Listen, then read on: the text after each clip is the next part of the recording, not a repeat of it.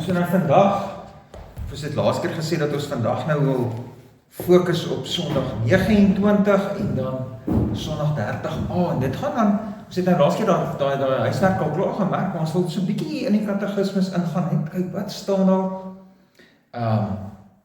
En dan gaan dit veral hierso oor weerleggings van dwalinge wat daar by die nagmaal kan kom. Bietjie probeer kyk ook wat sê dit vir ons. OK. Maar kom ons bid nou eers. Ons Vader, baie dankie dat ons vanmiddag weer hier saam kan wees, dat ons in die woord kan wees, besig kan wees om meer te leer oor die tekens en die seels wat U vir ons gee. Dit is net so wonderlik dat ons dit van U af kan hê.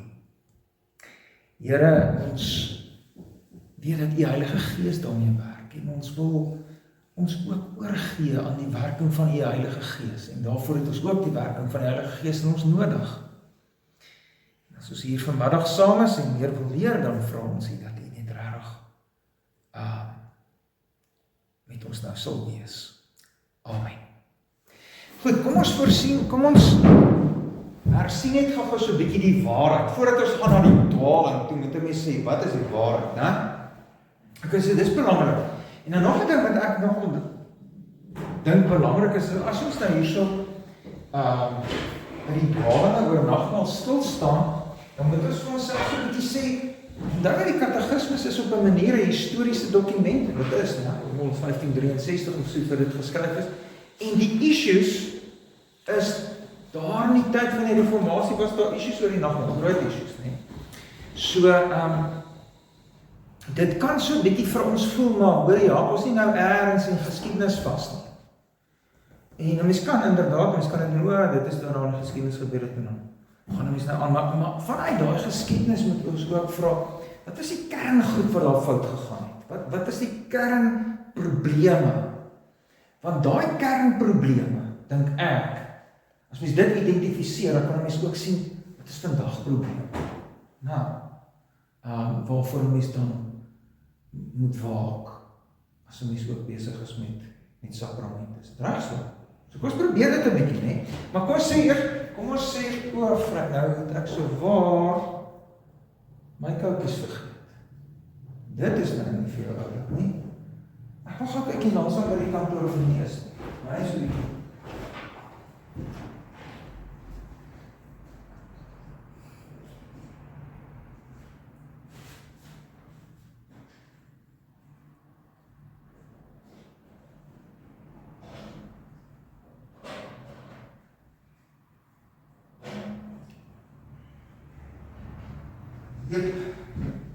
So is. Gelukkig. Right, so kom ons kyk, ons hersien net vir onsself vandag 'n bietjie, né? So ons het nou hier nagmaal. Ons steek ons tafel hier so.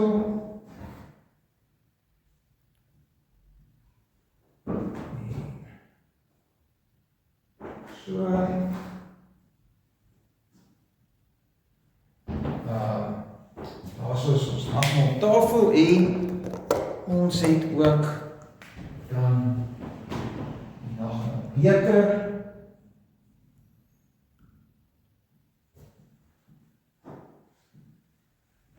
En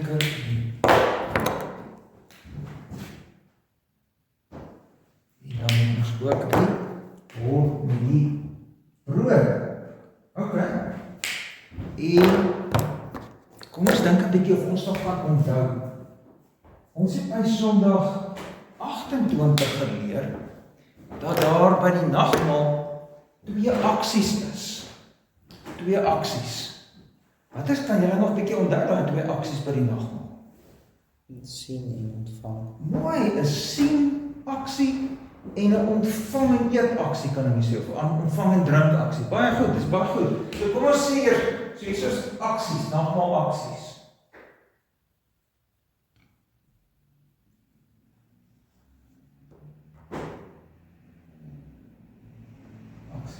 Okay, ons sien. Alright, wat sien ons? As ons hier na die tafel toe kyk, wat sien ons? Brood en wyn. Ons sien 'n beker en ons sien brood, nee. So dit is wat ons sien.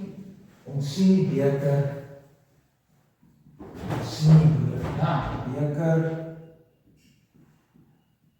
en ons sien die brood.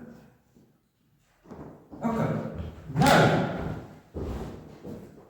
dit wat ons sien is 'n teken en ook 'n seël. So waarvan is dit 'n teken en 'n seël?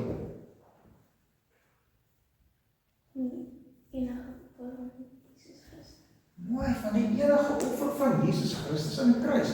Sy gebreekte liggaam, sy gestorte bloed. Nou, so dit wys vir ons, kom ons teken hierso ons kruis. Dit wys vir ons soontoe. Wys ons op die enige offer. Ok, en wat het daai offer gedoen? Die enige offer doen wat? Kom ons dink 'n bietjie Johannes. Die enige offer doen wat? Wat ons nou is daar nog net met ons sien handeling, né? Ons sien aksie. Ons sien beker, ons sien brood. Dis vir ons 'n videoetjie, dis vir ons 'n prent van die enige offer aan die kruis. En wat het die enige offer aan die kruis gedoen? Is regverdig verklaar. Mooi, regverdig verklaar. Pragtig. Regverdig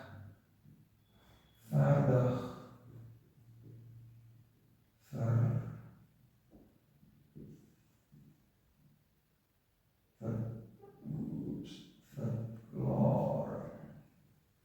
Ok, regverdig verklaar. Ons kan dit ook noem regverdig verklaring wat? Vergifnis, né? Vergifnis pas hier so baie. Ons kan ook sê of vergifnis. Ok, en dan is daar 'n baie belangrike ding wat daarmee saamgaan. Wanneer ons regverdig verklaar is, kan ons by God in 'n wees. 'n verhouding. In 'n verhouding, en daai verhouding noem die evangelie vir ons, daar in Jeremia en Jesus praat daaroor in Matteus ook en in Markus en in Lukas, 'n nuwe wat? 'n nuwe verbond. Sonder vergifnis geen nuwe verbond nie. Nou, so nuwe.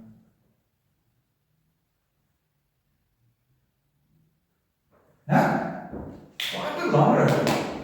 Hier is 'n woord wat Jesus gebruik en wat die Johannes Evangelie nog ons gebruik, wat hierdie goed saamvat. Nuwe lewe. Ja, mooi, of ewige lewe. Nou, ek dink amper ons kan sê, ons kan ook dalk so maak en sê ewige lewe. Okay? Mooi goeders is ewige lewe. Okay. Nou so, dis wat ek sien. Ek sien 'n prentjie van Jesus. Jesus se gekruisigde liggaam, sy vergote bloed. Dit wys vir my, hierdie prentjie wys vir my, eintlik die beker en brood wys vir my op die prentjie van Jesus, sy gekruisigde Jesus wat sy bloed uitloop. Wat bewerk dit? Regverdige verklaring, dit bewerk nuwe verbond. Ons kan dit ook noem ewige lewe. Dit bewerk ewige lewe. Okay? Nou as ek daar nog sien, dan sê ek, wow, dit is die prentjie wat ek hier voor my sien. En dan sal ook die tweede handeling. Die tweede handeling. Wat is daai tweede handeling nou weer? Ontvang.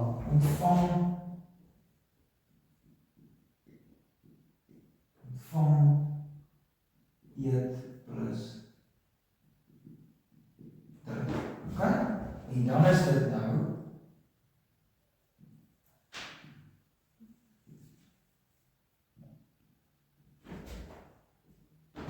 okay. En daai ontvang plus eet plus drink, wat wys dit vir ons?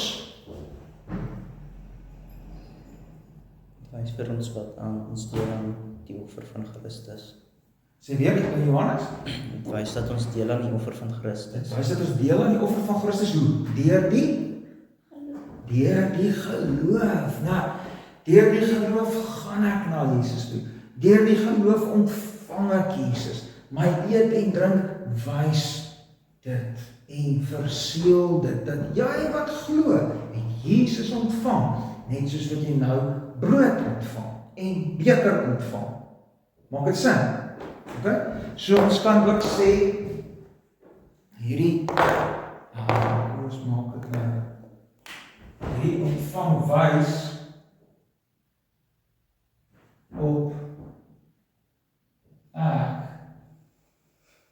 ons, wat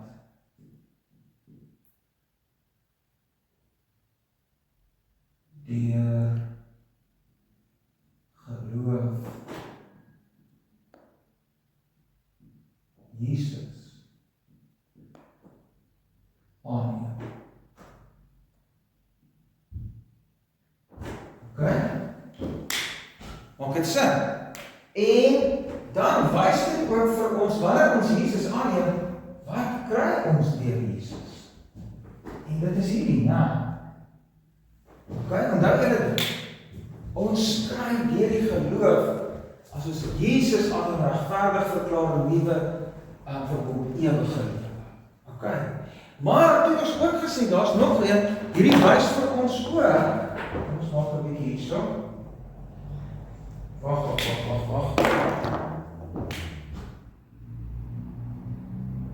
Hierdie wys vir ons ook. Wys ook op ons vereniging met Jesus. En nou dit is het laatste keer gesien in Johannes 6. Het wys vir ons op ons vereniging met Jesus. Johannes 6. Okay? Sodat net soos wat brood in my kom bly en wyn in my kom bly, Jesus ook in my kom bly. En as Jesus in my kom bly, wat het ek in Jesus? Regverdig verklaar, nuwe verbond, ewige lewe. Dis nogals baie sterk in Johannes se storie, né? En ons kan sê amper nagmaals vir ons 'n prentjie, is vir ons 'n video van Johannes 6. Okay, maak dit sin? Nou goed, dis die waarheid. En dit is 'n wonderlike waarheid wat ons net het as ons daar in die kerkgebou sit en ons kyk na die nagmaaltafel en ons sien dit. Dit is eintlik net, dan moet ons weet, dit is nou die video wat daar voor ons afkom. En as ons daar by die tafel gaan sit en ons vat die brood en ons eet dit in die beker en ons drink dit, dan moet ons weet, hierdie wat nou gebeur, as ek daar sit en ek dink daaroor na, moet ek weet, die geloof het ek Jesus. Okay.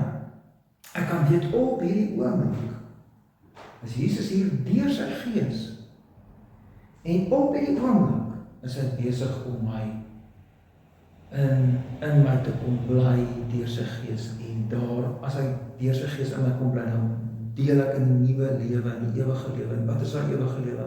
Regverdig verklaring, nuwe verbond, en alles in die nuwe verbond, en, dit is ewige lewe. Okay, iets wat uiteindelik uitloop op opstanding in die dood en die nuwe aarde.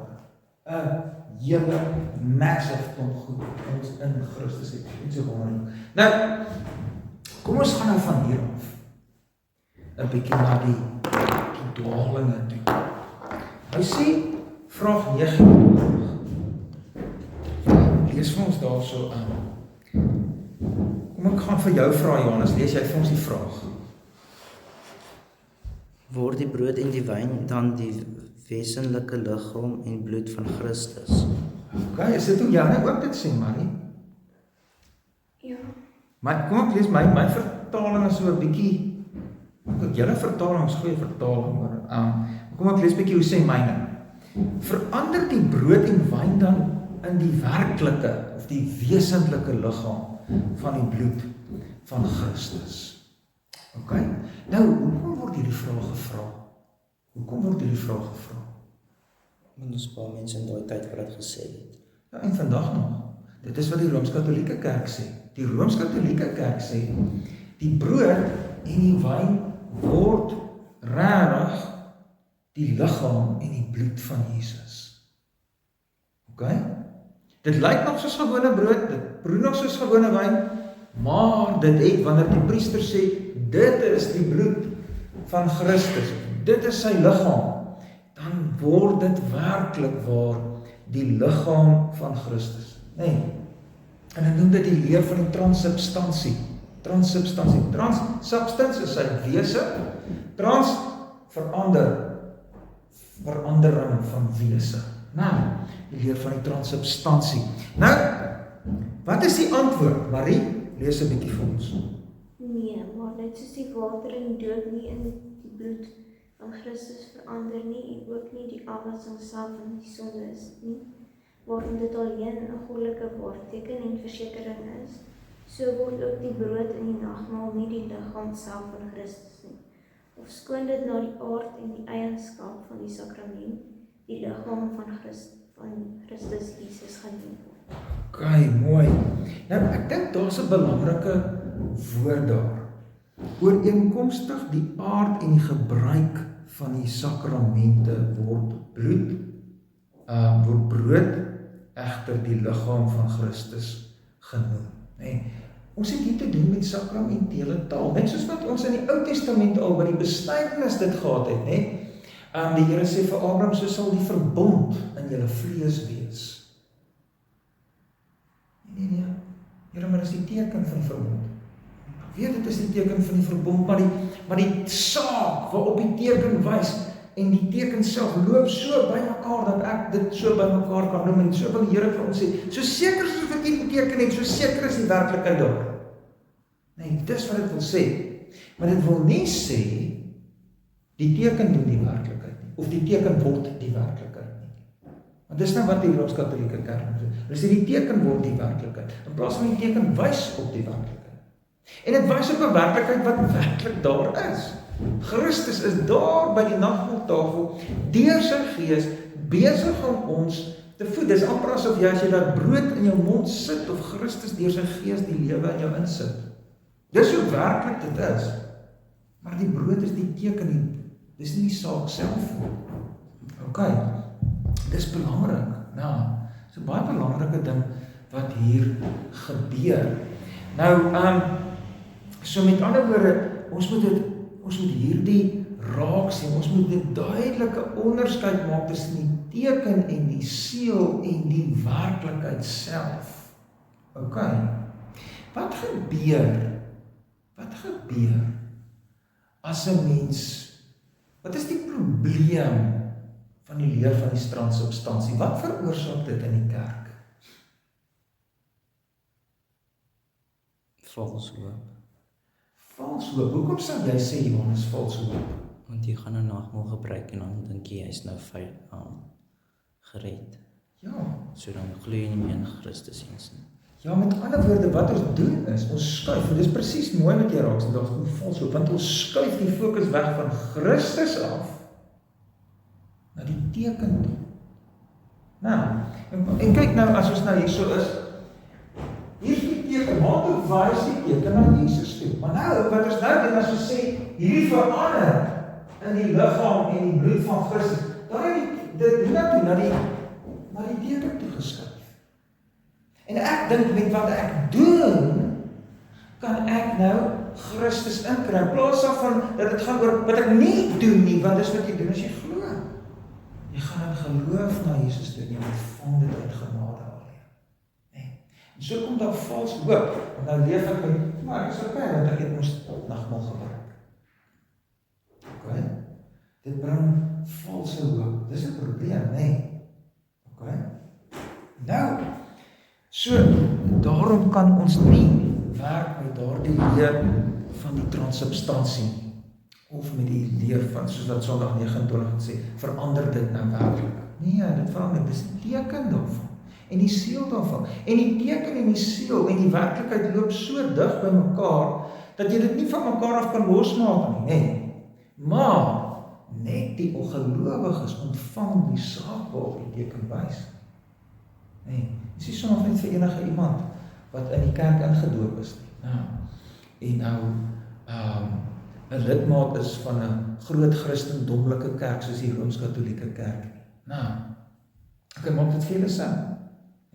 So ons moet ook vir onsself afvra, as ons nagmaal doen, hoekom doen jy nagmaal? Waarom soek jy die nagmaal? Dink mooi hieroor, ons moet nagmaal soek, want dit is die teken en die seël waarmee die Here ons geloof versterk. Dit is nie die middel waardeur ons verlossing bring. Maak dit sin vir julle? Kom ons kyk bietjie na die volgende vraag. Vraag 79. Johannes, lees jy nou weer vir ons dit? Waarom noem Christus dan die brood sy liggaam en die drinkbeker sy bloed, of die Nuwe Testament in sy bloed in Psalm en Paulus die gemeenskap van die liggaam en bloed van Christus? Nou gaan dit daaroor, kyk 'n bietjie as 'n mens nou net lees daar by vraag en antwoord 77, dan kry mens sommer daai gedeeltes in die Bybel, nê, waar dit vir ons aangehaal word. In die nag waarin hy verraai is, het die Here, so skryf Paulus, die Here Jesus brood geneem, en nadat hy gedank het, het hy dit gebreek en gesê, neem, eet, dit is my liggaam, wat vir julle gebreek word. Doen dit tot my gedagtes. Net so ook die beker na die ete, met die woorde, hierdie beker is die nuwe verbond in my bloed. Hierso, die beker is die nuwe verbond. Hoor jy nou praat, dit is anders soos dat die Here in die Ou Testament sê, my verbond is in julle vlees. Hierdie beker, daar is die nuwe verbond. As jy die beker vat, dan jy die nuwe verbond. So kan ons nou, dis wat daar staan, sê, net so ook, die nuwe verbond in my bloed, is die beker, doen dit so dikwels as julle daarin drink, tot my gedagtenis. Want so dikwels as julle hierdie brood eet en hierdie beker drink, verkondig julle die dood van die Here totdat hy kom. Hierdie belofte word ook deur Paulus herhaal, as hy sê, die beker van danksegging wat ons met danksegging seën, die beker, is die gemeenskap met die bloed van Christus. Die brood wat ons breek, dit is die gemeenskap met die liggaam van Christus. Omdat dit een brood is ons almal een liggaam, want ons het almal deel aan die een brood. So baie duidelik sien ons hier, so as mens lees in die Bybel, dan kom dit by die vraagie uit. Waarom noem Christus dan die brood sy liggaam en die beker sy bloed, of die nuwe verbond in sy bloed? En waarom noem Paulus dit die gemeenskap met die liggaam en die bloed van Christus? Wat dink julle? Lê klem daarop hoe naby die saak en die teken is. Dit lê vir ons duidelike klem, hoe verenig die saak en die teken is met mekaar. Die betekende saak en die teken is by mekaar. Maar dit is onderskeibaar. Alhoewel dit by mekaar is dit onderskeibaar. Ons moet dit onderskei, Ons kyk 'n bietjie wat sê die antwoord. Maar nie lees jy vir ons die antwoord nou. Ek wil hê ons moet so 'n bietjie in stukkies lees. Kom ons lees tot daar by A. Lees eers net daar tot by A. Christus spreek so nie sonder gewigtige redes nie. Naamlik, omdat hy ons daarmee wil leer dat soos brood en wyn hierdie tydelike lewe onderhou, so ook sy gekruisigde liggaam en sy vergote bloed die waaragtige spys en drank is, waardeur ons siele tot die ewige lewe gevoed word. Ek dink dit wil vir ons nogal sê, daai wat Johannes sê, Jesus bind die twee goed so aan mekaar, omdat hy vir ons sekerheid wil gee. Kyk nou na die volgende gedeelte van die antwoordjie aan Johannes, lees jy hom vir ons, dis nou tot by die B. Myne begin met verder, ek weet nie hoe begin jy nie. begin bietjie anders staan. Okay, dis fyn. En nog meer omdat hy ons deur hierdie sigbare tekens en pande wil verseker dat ons net so waarlik sy ware liggaam en bloed deur die werking van die Heilige Gees deelagtig word, as wat ons hierdie heilige waartekens met die liggaamlike mond tot sy gedagtenis ontvang. Okay. Kyk mooi, hy sê, myne sê, verder wil hy ons deur hierdie sigbare tekens en waarborge veral verseker, dat ons net so seker deur die werking van die Heilige Gees aan sy ware liggaam en bloed deel het. So, op daardie moment, waarom hier dit sê, as ons nou so daar by die nagmaal saam is om die tafel, dan is ons as die gemeente, daar by die tafel sien 'n mens die gemeente van Jesus, die heel duidelikste wat 'n mens ooit in hierdie wêreld voor die wederkoms die gemeente van Jesus daai kan sien, mens sien hom die heel duidelikste om die nagmaaltafel in 'n kerk waar daar ordentlike moeite gedoen word met jy moet 'n ware gelowige wees en belydenis van geloof en tug. As daardie mense daar rondom die tafel bymekaar kom en sê hierso is sover ons die moeite gedoen het, regtig die kerk van die Here in die wêreld. Hier sit hulle. Okay? En hier is Christus in ons midde. Hoe? Deur sy Heilige Gees. Nee, waar 2 of 3 in my naam vergader, daar is ek, sê Jesus in Matteus 18 vers 20-21. En die tekens hier op die tafel van brood en beker is vir ons 'n sigbare teken van Jesus wat waar is. Op die oomblik by ons is. Eintlik in ons is. En wat vir ons doen? Ons lewe gee. Op hierdie oomblik. En dan eet ons daardie brood en ons drink uit die beker en wat sê dit vir ons? Jesus bind homself aan daai tekens en hy sê ek gee dit vir my gelowiges. Daar's 'n onderskeid tussen die teken en die Here, maar hy die saak en die teken is so saam met mekaar dat die Here dit kan noem soos een. Hy sê so seker soos wat jy nou hierdie brood eet uit hierdie beker drink. Net so seker kan jy eet. Jesus bly in my wanneer ek in hom glo en ek in hom. Net soos Johannes 6 vers 56 wat ons verlede week gelees het, ja? En in hom en deur hom het ek lewe. Net soos wat hierdie beker vir my lewe gee en die brood vir my fisiese lewe gee. Nou, maak dit sin nie waar? Okay? En dan sê daai laaste gedeeltjie. Hy verseker ons ook dat al sy lyding en gehoorsaamheid so seker ons eie is, asof ons self in eie persoon alles gelei het en die skuld vir ons sondes aan die kruis aan God ten volle betaal het. En so, met ander woorde, ek word, as jy daai sinnetjie lees, waaroor gaan dit daar? Met watter een woordjie kan ons dit verduidelik?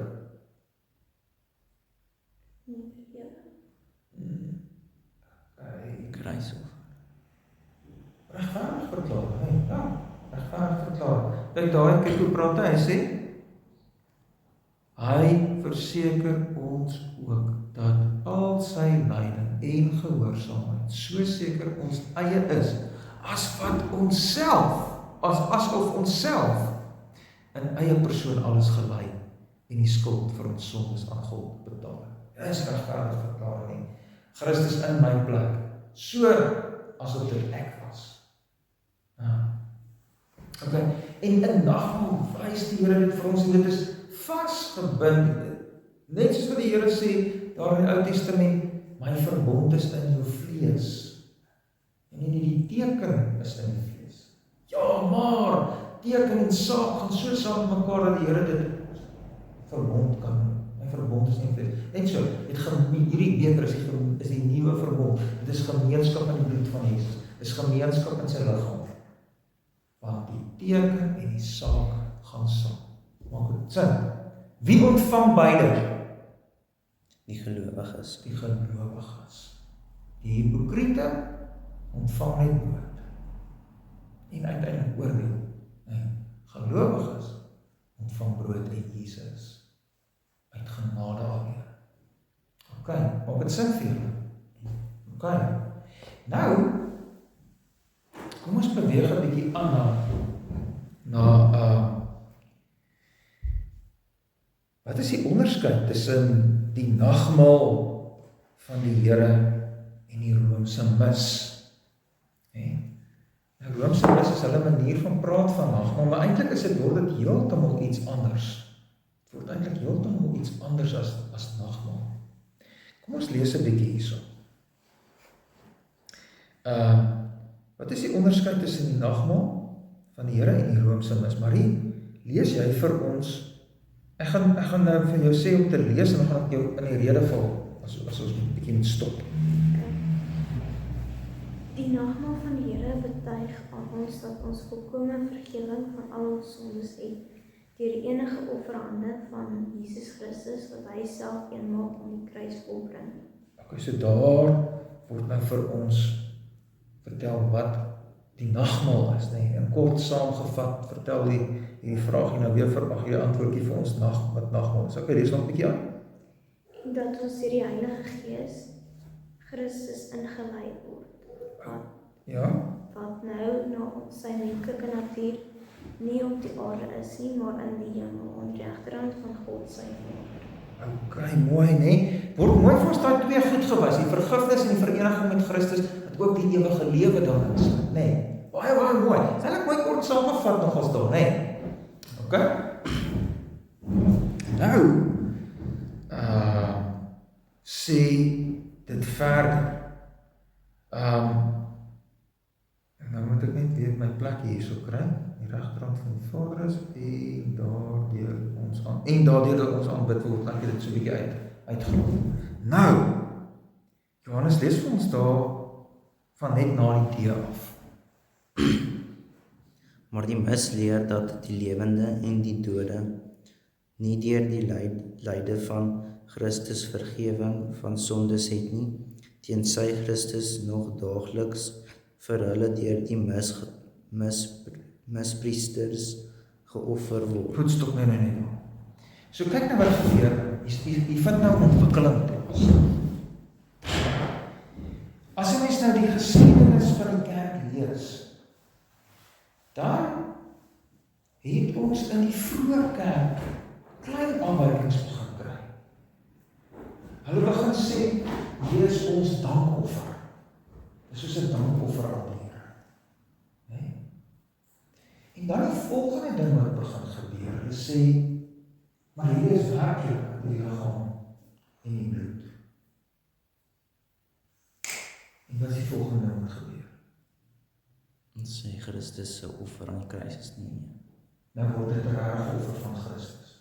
Van dankoffer beweeg dit na ons het hier beweeg dankoffer en dan ons het hier regtig die bloed en die liggaam van Jesus en dan word die ouer offer of die ouer die nagmaal gee. Nie meer 'n ouderling nie, en hy is 'n priester. Wat offer? Sien jy wat gebeur nou? As jy die geskiedenis van maak dit sin, Marie. Verstaan? So hierso, ons moet raak sien in die kerk se geskiedenis, lang jare beweeg, maar honderde jare. Dan gebeur 'n afwykingies, klein afwykingies. Eers maak ons dit 'n dankoffer, in plaas daarvan 'n teken in 'n seël, soos die Bybel sê. Dan kom maar nog 'n dingetjie in. Ons sê, dis regtig die bloed van Christus en regtig die liggaam van Christus. En dan kom maar nog 'n dingetjie in plaas daarvan dat ons ouderlinge in die kerk kry as priesters in die kerk. En dan kom maar nog 'n dingetjie in, die priesters het 'n job nou. Wat het die priesters in die Ou Testament gedoen? Het offers gebring. Dan bring hulle weer offers. En ons sê, jy het nie vergifnis vir sondes nie, as jy nie deel het aan hierdie offer nie, wat die priester vir jou gee. Sien jy wat gebeur? Dit het gebeur in die kerkgeskiedenis. So nou, kom ons lees nou 'n bietjie aan, wat gebeur toe? Johannes, waar het ek jou nog gestop? Tensy Christus nog daagliks vir hulle deur die priesters geoffer word. Lees 'n bietjie voor ons nou daar verder aan. En dat Christus liggaamlik onder die gestalte van die brood en wyn is en daarom ook daarin aanbid moet word. Okay, stop nou. En daarom ook ander, kyk hier vooraan, kyk hier, hoe word dit dan offer? Is regtig brood en wyn. Is regtig die liggaam en bloed van Christus. Nie meer ouderlinge nie, priesters. Wat doen die priesters? Hulle begin te offer. Maar maar as hierdie brood en wyn regtig die liggaam van Jesus is, wat moet ons doen? Aanbid dit. Aanbid dit. Nee? Sien jy hoe beweeg dit dan? Nou is ons baie ver weg van die wonderlike teken en seël wat Jesus vir ons ingestel het. Van sien ontvang. Tekens. Sien, regverdig verklaar, nuwe verbond, ewige lewe. Eet dit en drink dit. Waarvoor is dit 'n teken? Gaan lees Johannes 6. Ek wat deur die geloof Christus inkry. En as ek Christus inkry, dan kry ek Christus met sy ewige lewe in. En wat is binne die ewige lewe? Regverdig verklaar, nuwe verbond. Dis wonderlik. Maar kyk wat trek ons nou. Dan word dit 'n hele ritueel daar in die kerk en is 'n aanbiddery en jy dink ek word daarmee gered. Dis eintlik 'n oortreding van die tweede gebod. Hoekom sê jy so? Ek stem saam, maar hoekom sê jy so? Hulle maak afbeelding van Christus. Ons maak afbeelding van Christus en ons kan nie Christus afbeeld, ons mag God nie afbeeld nie. En dan aanbid ons hom daar. Oortreding van die tweede gebod. En mag vir jou geen gesnede beeld maak van wat bo in die hemel is, onder op die aarde of in die waters onder die aarde is nie. En dit is wat hier gebeur en dit is presies, kyk nou wat staan in daai laaste sinkie by vraag 80 of antwoord 80. Johannes lees vir ons. En so is die mis en in die grond niks anders nie as 'n verloning van die enige offerande en die lyde van Jesus Christus en 'n vervloekte afgoderry. 'n Vervloekte afgoderry en 'n verloning van die een offer. Dis tog wat die Hebreërs vir ons so duidelik sê daar in Hebreërs 10. Nadat daar nou eenmaal 'n offer gebring is, nooit weer een nie, want dit was 'n genoegsame offer, eens en vir altyd.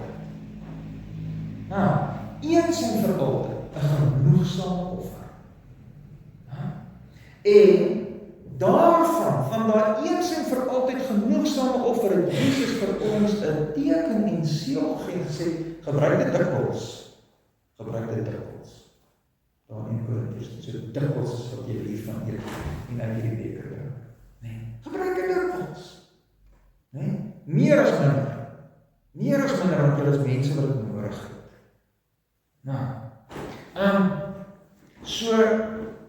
Maar dit is iets anders as die Romeinse mis.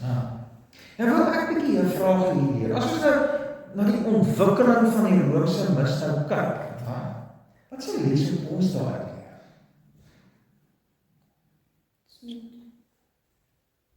Hou by die Bybel. Hou by die woord. Bly by die eenvoud van die woord. God gesentreerd, woord gefundeer. Dit is so belangrik. Bly by die evangelie, bly by dit wat die Here vir jou sê, doen dit. So kom eenvoudige nagmaal dat is wat die heel beste manier. Tafel, beker, brood.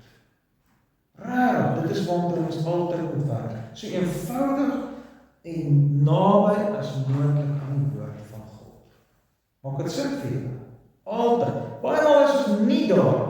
Dit is altyd waartoe mens wil werk in 'n mens se kerk, in 'n plaaslike kerk. Eenvoudig naby aan die woord van die Here. Dit wat daar staan, dit doen ons. Okay. En mens kan dink nou net 'n bietjie, hoe moet hierdie soort gedagte mens wat dink oor die bou van 'n kerkgebou. Ons het nou die idee dat daar banke in 'n kerkgebou moet wees. Maar hoekom? Dit is nie juis jou kerkgebou so inrig, dat jy 'n groot tafel daar kan sit. 'n Groot tafel, waar die gemeente om kan sit. So, haal die banke uit, hier los stoele. En deel van jou kerk opset is dat jy 'n klomp planke het en tressels en jy pak 'n groot tafel en almal sit op die tafel en ons hou nagmaal, as dit nagmaal is op die tafel. Nee? Ek dink dis nogal so belangrik, ek sien nou nie dan so 'n prentjie op 'n ou tydse kerk, as dit hierdie groot Europese kathedraalse kerk en na die reformatie, dan daar hierdie groot tafels wat hulle daar het en almal sit daar op die tafel en hulle het nagmaal. Nee, en ek dink 'n mens kan so toe werk, of dat 'n mens dalk die wyke het en jy tafels vir die wyke en al die wyke sit rondom die ouderlinge hou toesig daar en ons gebruik nagmaal. So naas moontlik is wat 'n mens in die Bybel kom. En mens moet dan sekerlik nie dink dat 'n mens dit kan hê soos in die boefretrek.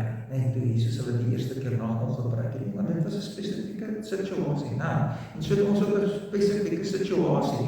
Maar 'n mens wil altyd so naby as moontlik aan die Bybel bly. Dit wat die Bybel sê daaroor moet doen. Want as mens begin afwyk, dan kom die probleme. Nou.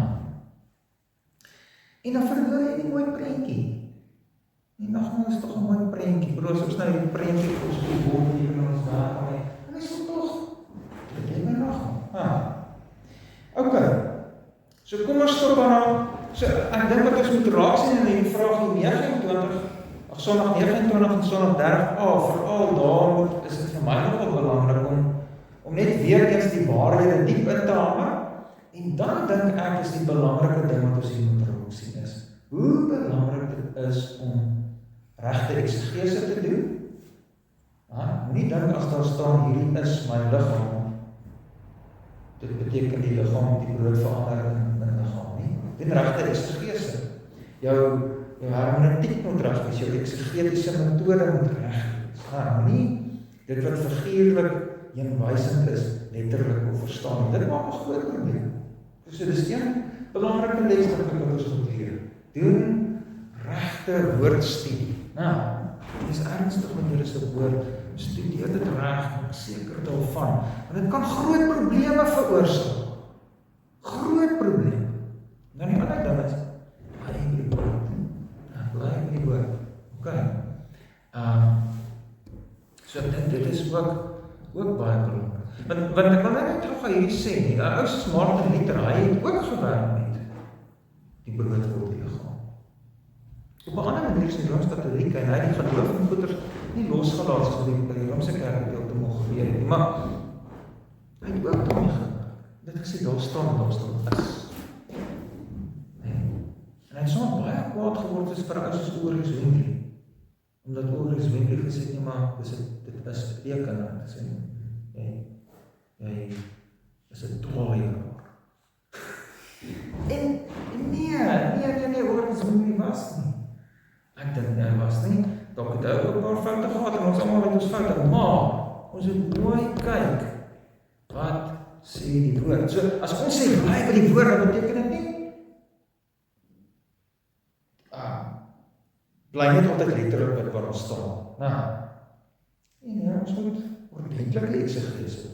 Nee, maar bly by die woord, doen goeie eksegese. Dit is wat belangrik vir die gemeente van Jesus. Nou, okay.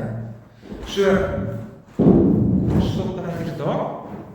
Ons sal ons nou volgende keer aangaan met daai vraag en antwoord 81, nee. Goed. Kom ons bid. Onse Vader, baie dankie dat ons nou in die woord kom lees nou weer vanmiddag.